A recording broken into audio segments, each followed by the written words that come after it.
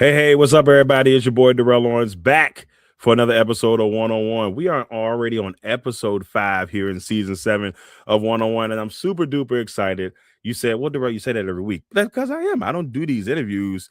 It's not like I'm doing these interviews all year long. I have a select segment of a select group of people that I bring in for 10 to 12 episodes of interviews before we get into the power rankings of the season. And now we're going with episode 5, episode 209 overall, and this is season 7. And then today with me, I have another one of my mentors, another guy that I have really got a chance to learn from over the last couple of years in the broadcast booth, and having a chance to just do games. I truly enjoy the games that we've had a chance to do for the Richmond Spiders women's basketball team the last couple of years. Hopefully I get another chance this year to get in the booth with this man, the myth, the legend, Craig Kocher, joining me today for episode 209 of 101. Everybody, I'm so glad you all are here with us. We get to learn about a great man today and where he started to where he is right now. With that being said, episode 209 of 101 starts now. One.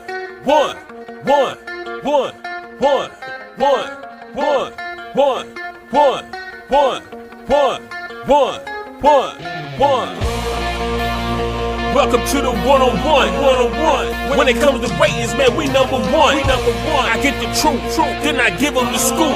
If anybody got a question, I give them the proof. Welcome to the 101. When it comes to ratings, man, we number one. I get the truth, then I give them the scoop. If anybody got a question, I give them the proof. Welcome to 101 at Legacy Maker Sports Network.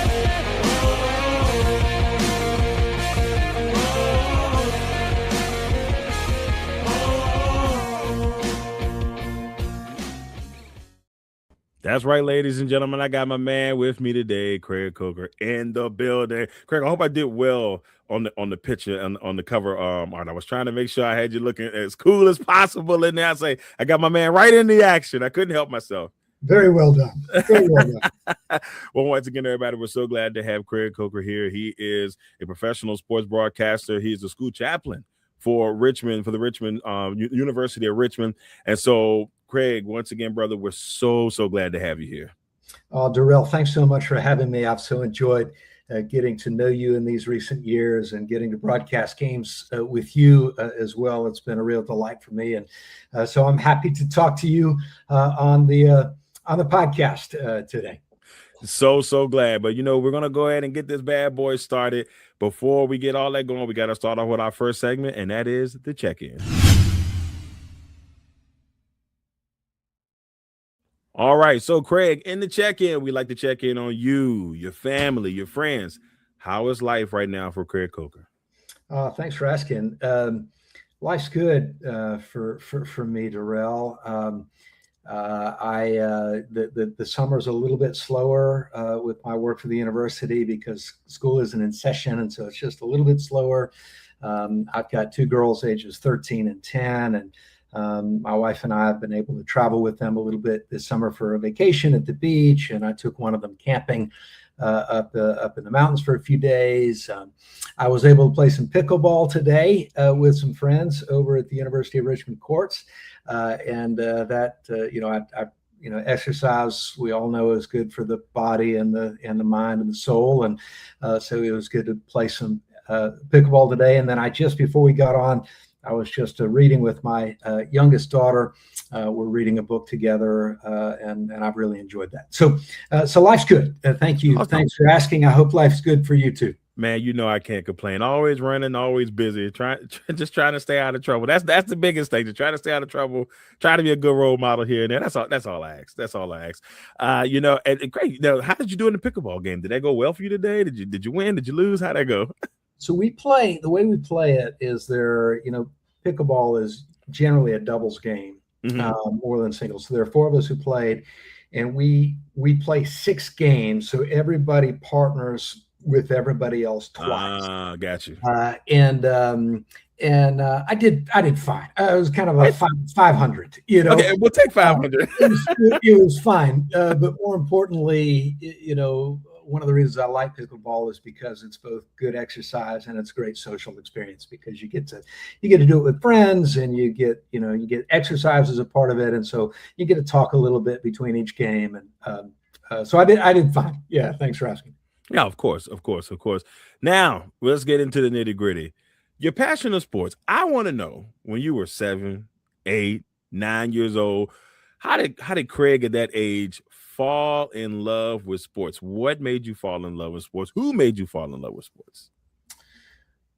Darrell, I grew up in Chapel Hill, North Carolina, and that is, it's true blue basketball heaven. Basketball is just in the bloodstream of the whole culture. And so I grew up in that environment. My dad was really into sports.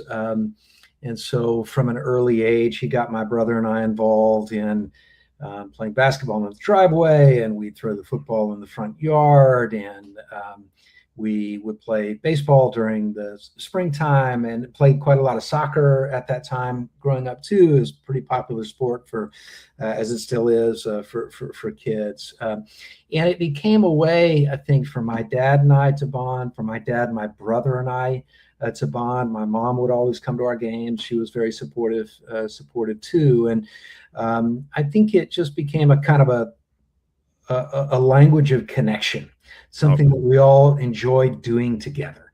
My friends, we enjoyed doing it together. And then for us, the big sport in Chapel Hill was college basketball. It was Carolina basketball. Yeah. And so we watched, this is before we got cable. Cable was a big deal when we finally got it. It was a big deal. But when we finally got it, when I was kind of in grade school, and then most of the games were on ESPN, and then we could watch just about all the games, I think that's when it really took off. And that's probably when my interest in broadcasting took off as well. Yeah, see, and there you go. Say, with you saying that, I want you to kind of take us on a journey from the point where you knew broadcasting was going to be this, okay, this is the moment. The broadcasting is going to be my love, or one of my loves, I should say. And kind of take us on that journey to how you got from there to where you are right now in your career as a school chaplain, as a broadcaster. Yeah, it's quite a journey. I feel really fortunate that in my work at the university, I get to do 3 things that I really care deeply about. I'm the chaplain of the university, which means I'm kind of the pastor to the campus, and I really care about that ministry and helping young people in their spiritual lives, and young people as they go through challenging things in their lives, and mentoring young people. I love that. I do some teaching at the university, and I've really always enjoyed teaching. And then this broadcasting thing.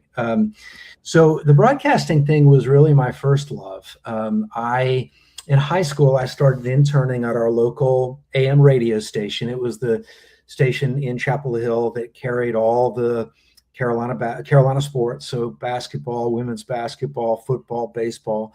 And I started just as an intern in high school. Basically showed up and said, "Hey, what can I do?" And this is before certainly in the infancy of the internet. So, I was a board op, an overnight board op, and I'd go to town council meetings with a tape recorder. Oh no! Come back, and I'd pull cuts, and then my freshman year in college, I went to a small school in Ohio that had a really good broadcasting program called Otterbein College, now Otterbein University. And I got a lot of experience on the radio broadcasting games. So I got a lot of experience doing small college basketball, small college football, small college baseball, high school football, high school basketball, got a lot of experience. And then I transferred back to UNC in large part because I just kind of was the right place at the right time, just kind of lucked into it, had an opportunity to become the play-by-play voice for the UNC women's basketball program. And later it became also for the UNC baseball program. And I did this was all radio at the time, and did some pregame work for the football team and some halftime work for the men's basketball team. And it was just this incredible opportunity that I got at a very young age. I was 20 years old. Again, right place, right time. The person who was doing the games before me left. They needed somebody quickly. They needed somebody cheap, which was I think. And I had some experience at that point, and I loved it.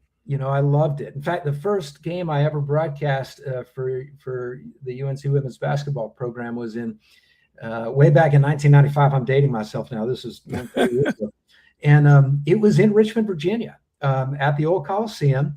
There was a kind of one of those tournaments type things, preseason kind of tournaments, and UNC played Connecticut in Richmond. That was wow. First game, and Connecticut won by 30. But and I loved it, and I did that for several years. And then, Darrell, my life began to take a different shape. I began to think about, as young people do, what do I really want to do with my life? And I love sports, but I wasn't sure that I wanted to make sports broadcasting my life as much as I enjoyed it. And I was very active in my church growing up, and I began to think seriously about ministry as a part of my life. So I went to divinity school, and I went to Duke, which was really hard for a Tar Heel. Yeah, I'm about to say. I was like, wait a minute, this is tough. Yeah, that was really hard for a Tar Heel to do. But I went to divinity school, and while I was in divinity school, I continued with some of the broadcasting, but not at the same level as I have been. So I continued doing some games, some women's basketball games for Carolina, some baseball games for Carolina. But at that point, I was really focused on my theological studies, my ministerial preparation. And then once I finished divinity school, which was a 3-year program, so I've been broadcasting at that point for 7 years, and I loved it. But at that point, I moved to Davidson, North Carolina, and I had a position at a church in Davidson, and the broadcasting stuff just fell to the background. Right. I was focused on other parts. I had recently gotten married and was in Davidson for a couple of years. Then I came back and I worked as one of the chaplains at Duke University. So that was my next job. And I love being at Duke. It was a great experience. But again, I wasn't doing the broadcasting stuff. I was still following ACC sports and Duke sports, Carolina sports, but I wasn't doing the broadcasting stuff. Then I came to the University of Richmond, and this was in 2009. So again, this is a while ago, 2009, as the chaplain for the university. And I feel so fortunate to be at Richmond. And I became a spider like that. I fell in love with the university. One of my first memories as a kid of the University of Richmond was watching the Spiders men's basketball team beat Syracuse in a big upset in the NCAA tournament. I knew about that great reputation of Richmond basketball. And as I showed up, Richmond football was very good too. But I was really focused on my pastoral work, my chaplaincy work, my teaching. And then a few years back, Bob Black, who I think maybe you've had on this program too. Yes. All the way back in season 1. Yeah. A long time ago. Yeah, and of course, Bob is a legend in Richmond sports. He's has been broadcasting Richmond sports for 40 years. Well, he knew of my background.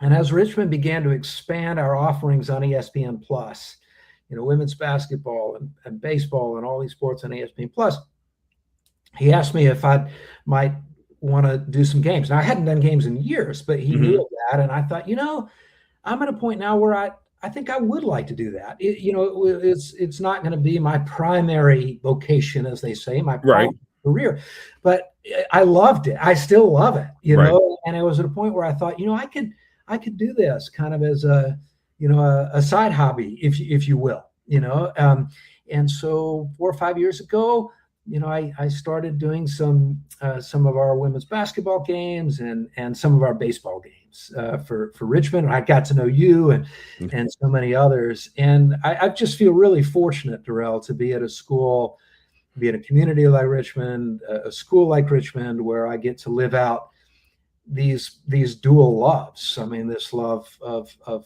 ministry and that calling to the religious life, spiritual life, pastoral life, and teaching, and this really cool thing that I did for so long when I was younger, and for a long time believed it was going to be my life, which was this broadcasting thing. And I've discovered there are a lot of similarities between the two. How do you communicate with people? How do you tell a story? How do you invite people into what's going on? How do you express yourself in a way that people can understand? How do you narrate what you see in front of you? There's a lot of similarities between preaching and ministry and teaching and broadcasting. Honestly, there's a lot of translatable skills.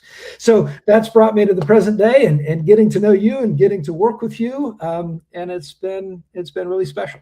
Yeah, it's been amazing. I mean, I know from my perspective, like, when we got a chance to do our first broadcast together, one thing, and it's the same thing I told Robin and the same thing I told Blaine. I felt like, when you come in this industry, sometimes you think people will gatekeep and they don't want you to be a part of it. Or you in my mind, I thought going in, because I didn't have the schooling that a lot of people have. I had to try to, create my path another way.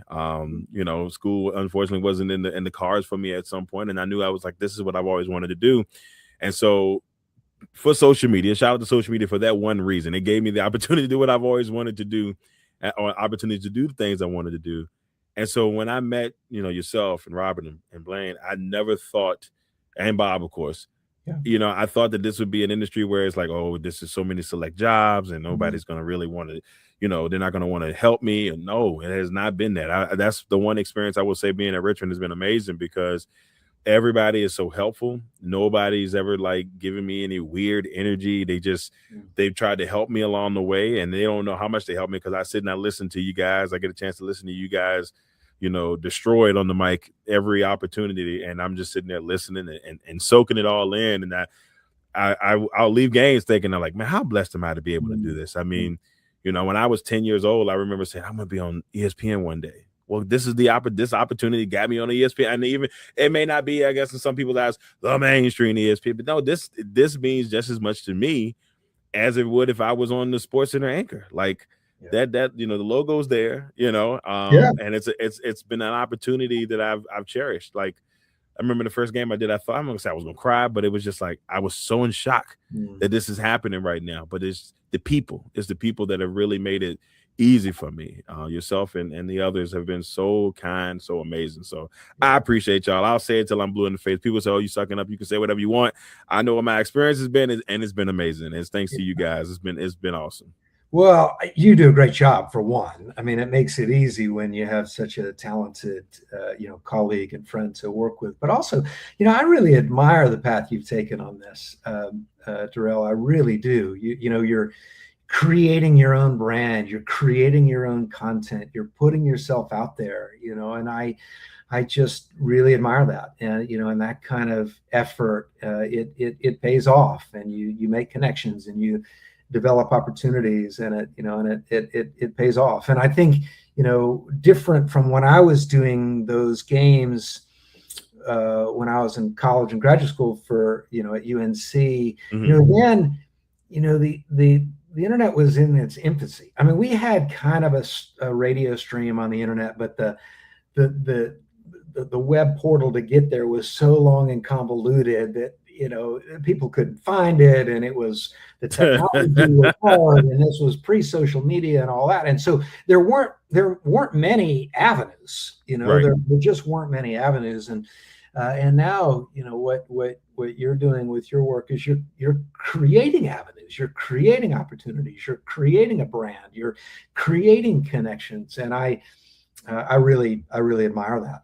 I think that's the pathway in today's world. That's like I said, and I appreciate that because, like I said, the biggest thing is having you guys approval. That's been like one of my biggest things. I and knowing that you guys have appreciated that's what's meant the most to me. Like anybody else could say, oh well, no, I said no. I said these guys have shown me so much and have been so kind and have helped me along the way and have taught me little nuances. It's so much that I could go into on that end, but no, it's really appreciated. And that's why I said, like, that's what makes this, industry so amazing. You get to tell the story, you get to, give your opinion, and you get to, give something for the audience to kind of like, soak into.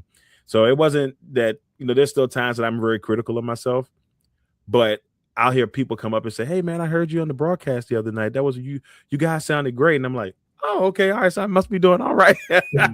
Like I'll never forget when what's our girl name? Oh my god, I'm having a flash. But she came over there. Oh, I don't know why I'm having a moment. Number 3. Oh man, she's gonna beat me up for this if I ever our girl, the speed demon on the Oh, court. are you talking about? Oh, why is it messing with me? I just can't believe it. Are you talking Oh, about Alicia Newell? Alicia Newell. There you go. Okay, yeah, Alicia, please yeah, don't beat me up, Alicia. number 3. Yeah, yeah. Yeah, Alicia came to me after one game and she said, this means the world to me." But she came to me after the game and she's like, "I came over to thank you, because my dad told me that he listens to the broadcast and he said you always show me in a positive light, and I truly, truly appreciate it. And my dad told me to say thank you."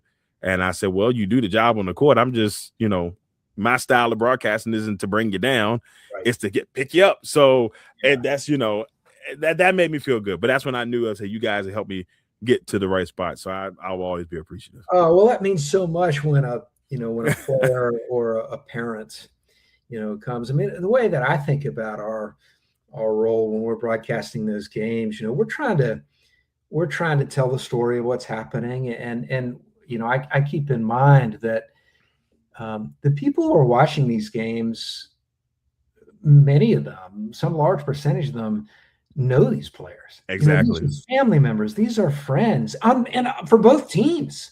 Exactly. Exactly. Broadcasting. We broadcast home games for Richmond, which means we've got a pretty big audience from George Mason or whoever we happen to be playing that night, because those fans and those players couldn't travel and those family members couldn't travel, so they're watching. Mm-hmm. So I do think it's our job to, we need to be, good journalists. If a player, makes a boneheaded mistake, we don't want to just say, "Oh, she'll be better next time." Yeah. Say, "Hey, that wasn't a very good pass."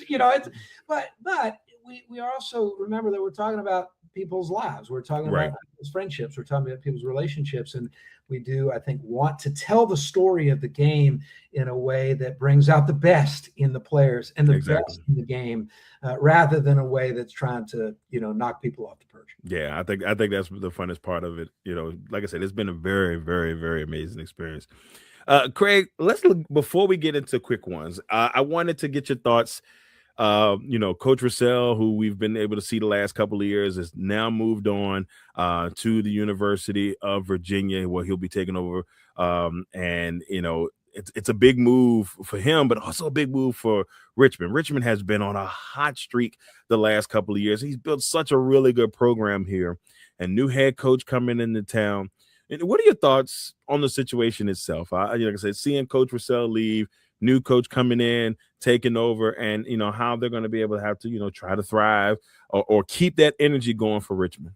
Yeah, well, Coach Russell is a shining star. What he did at Richmond in the 7-8 years he was there, it was when we were really fortunate to be a part of it. I mean, the kind of, many ways, the golden era of Richmond women's basketball. I mean, especially over the last 3 years, a couple of A10 regular season titles, an A10 tournament title, 3 straight NCAA tournament appearances. It's just remarkable what he did, and the crowd support, and when we were doing those games 5 or 6 years ago, you get 1,000 people there, you feel like, oh, that's a good crowd. But now, 2,000, 3,000, 4,000, 5,000 people at these games. So it's remarkable. Congratulations to him.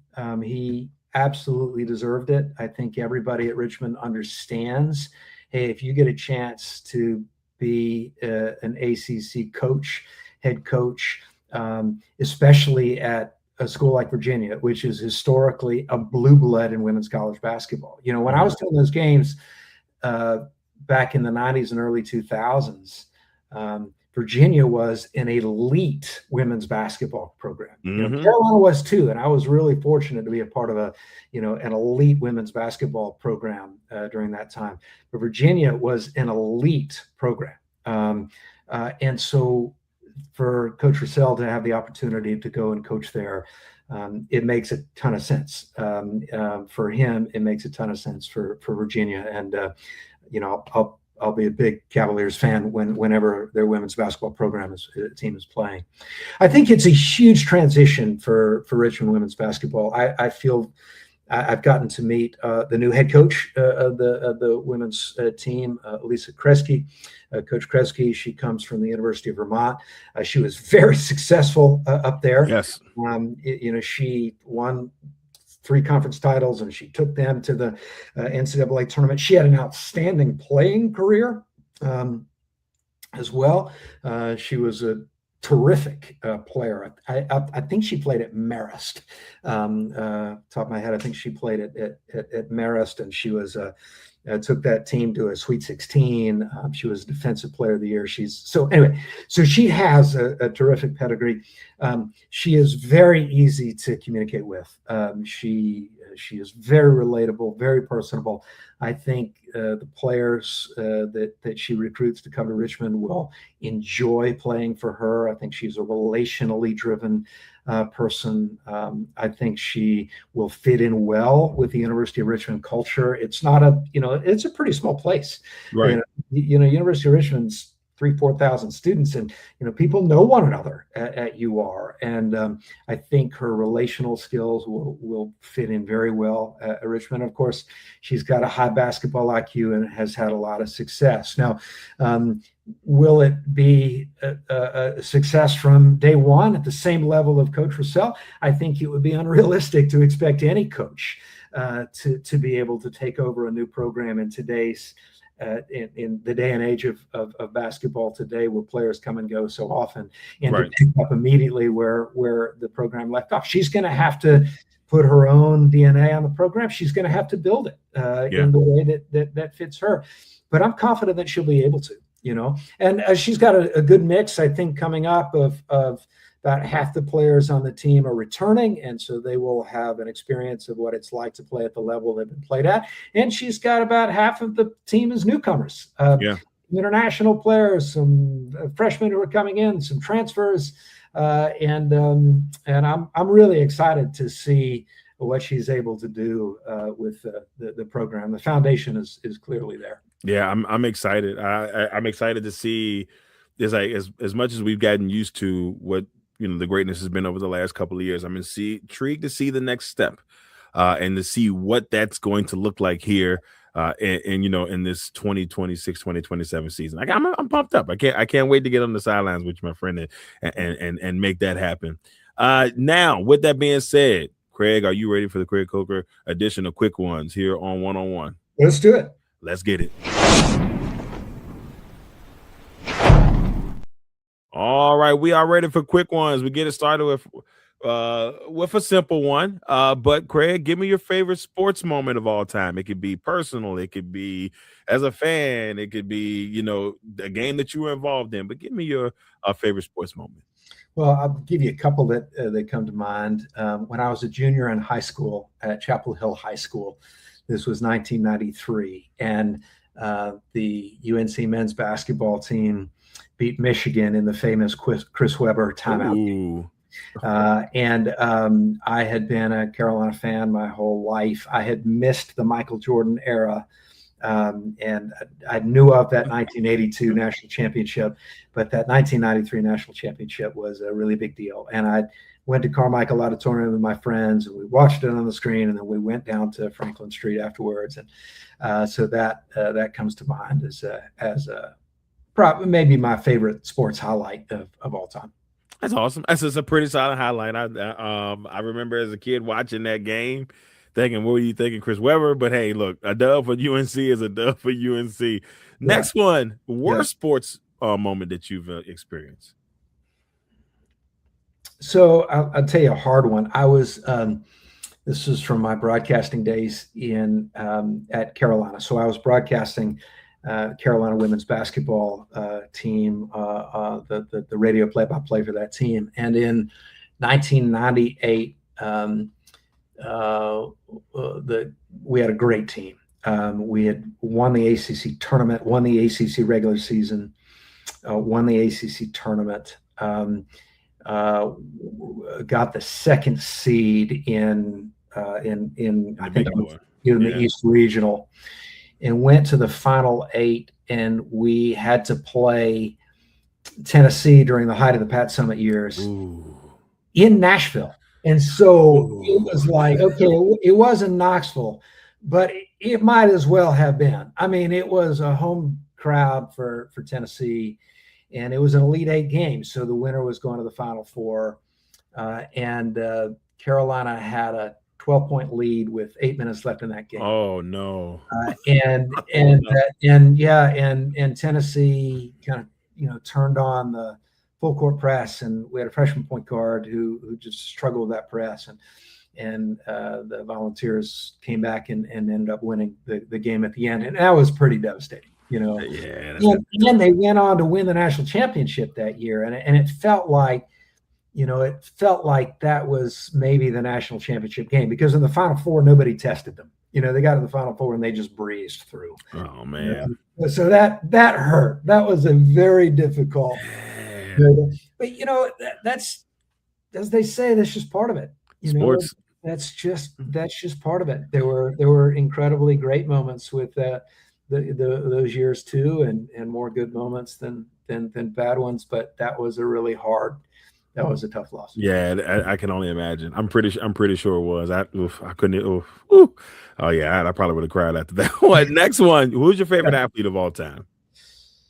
I had so many, but the person who's immediately popping into my mind is Cal Ripken Jr. So really, that's a good pick. I some of that comes from my dad. Baseball was maybe his first love. I loved baseball too growing up, and still love it. Played baseball growing up, and we had lived in Bethesda, Maryland for just a couple of years before we moved to Chapel Hill and become kind of Orioles fans up there, and that was the height of the Ripken era. And I remember watching in, I guess it was 1991, when he broke that Ironman streak of consecutive games played, 2,000 whatever games played. And I remember watching that night, and he was running around Camden Yards and that. So I just sort of a great admiration for his all the sort of character of, you play the game the right way, and you play even when you're not feeling like it, and even when he won a World Series as a rookie, but then had some years where Baltimore was terrible, and yet he continued to play through that, I think sort of it was an example, I think, of you just do your job. You just do your job, and you do it over the long haul. So and it's crazy because you look at that record now. Was it DiMaggio or Lou Gehrig had the record initially? If I'm That's not right. mistaken. Yeah, it was. So Lou Gehrig had the record initially. So you got to think about the time frame. It's almost 60 years plus between the time frame that he broke it. If I bet money, if we went to go look now, there's nobody nowhere near, especially in the way today's athlete is. They'll take days off easily. Not waste management, but time management. But and use time management. I'm pretty sure there's nobody that's close. There may be somebody who may be like a couple hundred in. I just can't see it. I'm gonna definitely look it up after this episode is over. Sport did you secretly love?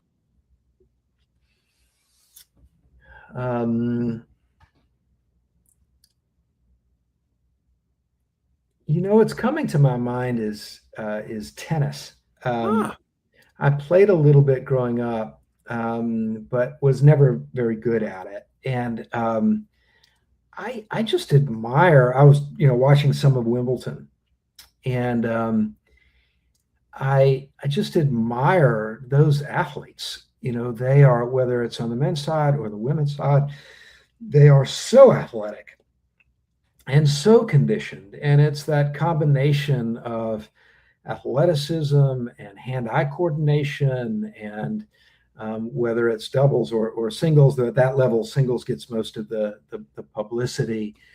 I admire tennis players, and I think it's a great sport. Yeah, I mean, I feel like for me, I watched it a lot as a kid because it was Sanford, it was Agassi, Mhm. it was those guys, even Andy Roddick for a little while, the Federers. I feel like for me personally, like the last 10 years, it fell off for me. I don't Yeah. watch it as much as I used to or pay much attention to it because I don't know any of the names, Right. and when on the women's side, Serena had been there since I was a kid. So it was easy okay, you got Serena. I feel like the women's game for me is probably a little bit more recognizable than the men's game at the moment. I know they got the young man that's from DC, but I don't know. Like, off top hand, I can't think of his name. I think it's like Francis Noir, but I'm destroying that. So yeah, tennis is a good one.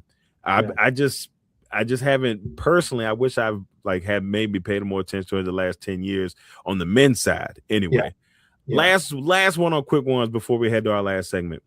You are putting on a concert, sir. You get to pick 4 artists to go to this concert. Any genre, doesn't matter. You get your opener, your 2 people in the middle, and the closer. Who are the 4 artists? What a question! Who are the 4 artists? That's a great question. Yes. So I'll be dating myself with all of these. That's fine. Date away, my friend. the first concert I ever went to, and this was a good one. People say, "What was your first concert?" Well, my first concert was a good one. I saw Whitney Houston in concert in Chapel Hill at the Smith Center when I was about 12. And that was pretty cool. So I'll go with her as the opener. Then maybe I'd go with a couple of kind of classic rock bands. I'd go with Bruce Springsteen, who Okay. I love Bruce Springsteen and always have. Then how about if I throw in more of a band? So let's go with the Eagles. Okay. Dating myself about Hotel California in the building. Let's go. Come on.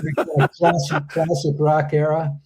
And then maybe I finish with something in a different genre. I also like kind of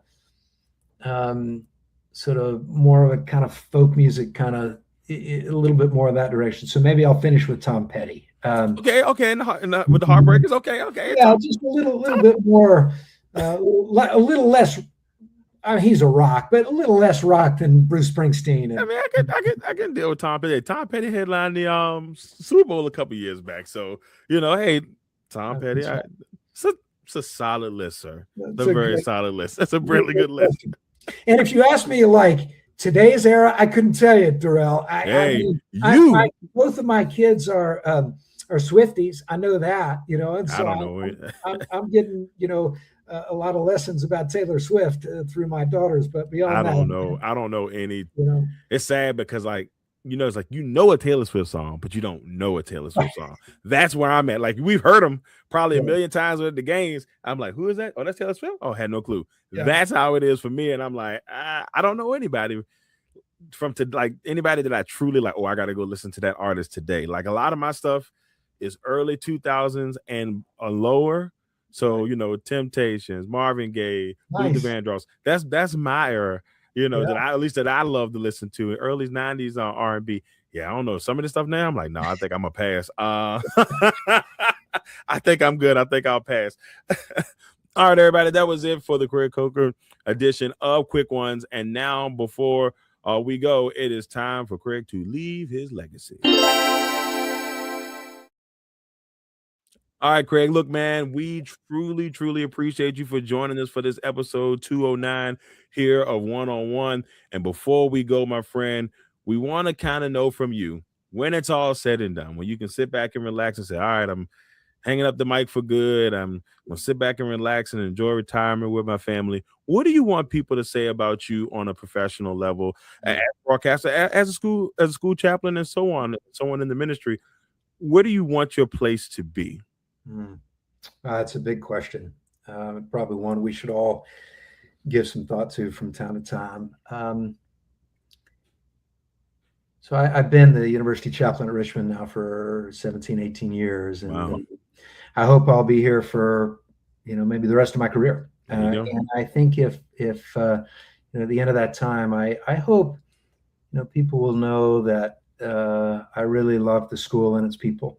I really loved and cared about the students who came to study here and to learn here and to grow here spiritually and otherwise.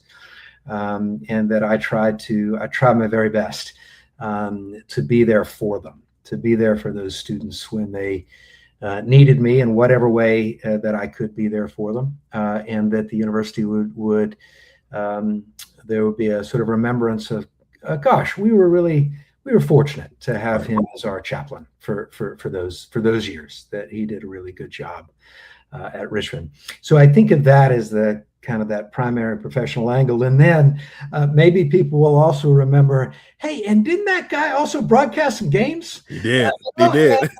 And you know what? I like tuning into those women's basketball games when he and Darrell were broadcasting those games. And he always brought a positive spirit to the game, a positive attitude to the mic, that he wanted to tell the story in a way that really brought the game to life for the viewers and for the listeners, and that he really seemed to enjoy what he was doing and with the people that he was doing with, and wanted those of us who were watching to enjoy it as well, while delivering a really top quality professional broadcast. That's awesome. That's awesome. I probably couldn't have said it better myself, my friend. I think that's kind of the lines I think if I always tell people in this segment, people leave really good advice without leaving advice during this segment, which is nice. I mean, the biggest thing is you always want to leave the world in a better place than you left it. You want to let people know, it's like, man, this guy motivated me to be a better person. That thing, that's kind of for me. Like, I was like, man, that guy made me want to take that next step, and be a good person, or do great things. And I think that's all you want. That's part of what you want in this lifetime, man, is to leave good positive thoughts, and people say, you know what, he's a really good guy. Yeah, you don't want the OJ treatment when it's like, OJ, what can I say about OJ? You don't want that, so as long as you can be like, all right, this guy did a really good job, shout out to him. You just don't want that treatment. Anything but that. Yeah. Let's go with that. I like that. There you go. Oh man, look, man. Well, once again, Craig, we appreciate you for coming on. It has been an absolute fun time here. Before we leave, I got to tell you about who we got coming on next week, ladies and gentlemen. My man, Chris Kocher, professional comedian, stand-up comedian, is going to be joining me. He's had a couple of comedy specials out there. He's been on Conan O'Brien and so on and so on. And he's going to be on with us next week. So get ready to laugh. Get ready to hear some great jokes. Your boy can't tell any jokes, but Chris is going to be on here, and we're going to have a really good time. Me and him are also on a fantasy league together, fantasy football league, which is so funny how that story kind of all came together, how we all joined up on a fantasy horizon there. But we'll get a chance to get into all of that, and we and talk about his career next week. Once again, Craig, I appreciate you, brother. Thank you for coming on, and thank you for being a part of this. Darrell, I appreciate you too. Thanks for having me. It's so good to be with you like this. And I think your next segment is going to be more entertaining. Having a comedian on that. Well done. Well done. There you go. I'm going to tune in. But this has been awesome, Darrell. And if I don't see you beforehand, I look forward to seeing you when basketball season rolls around. Same here, brother. I can't wait. Once again, everybody, thank y'all all for tuning in. Episode 209 is in the book. We'll be back next week for 210. Until next time, y'all be safe out there. And until then, be safe. One.